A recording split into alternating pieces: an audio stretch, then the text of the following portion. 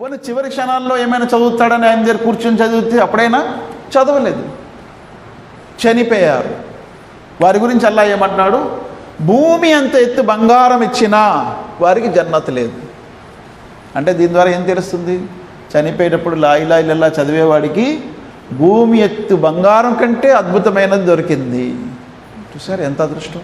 అందుకే గుర్తించుకోండి, ఎవరైనా చివరి క్షణాల్లో ఉంటే హాస్పిటల్లోనైనా ఇంట్లోనైనా ఎక్కడైనా వారి దగ్గర కూర్చొని ఎవరైనా కలిమా చదువుతూ ఉండండి, లా ఇలాహ ఇల్లల్లాహ్ ముహమ్మద్ రసూలుల్లాహ్ అని చదువుతూ ఉండండి. దాని అర్థం కూడా చెప్తూ ఉండండి, అల్లా తప్ప మరొక ఆరాధ్య దైవం లేడు, ముహమ్మద్ సల్లల్లాహు అలైహి వసల్లం అల్లా యొక్క ప్రవక్త అని చదువుతూ ఉంటారు. అందుకే స్పృహలో ఉంటే వాళ్ళు చదువుకుంటారు, స్పృహలో లేని వారు చదవలేరు. కాబట్టి మనం చదువుతూ ఉంటే వాళ్ళ పెదాలు కూడా ఆడుతాయి, పెదాలైనా ఆడుతాయి. కనీసం వాళ్ళు గట్టిగా చదవకపోయినా నోట్లోనైనా మనసులోనైనా చదువుకుంటారు. అందుకే చనిపోతున్నటువంటి వ్యక్తి దగ్గర గగ్గోలు పెట్టటము, కేకలు వేయటము, ఏదేదో చెప్పటము, ఏదేదో చదవటం కాదు. లా ఇలాహ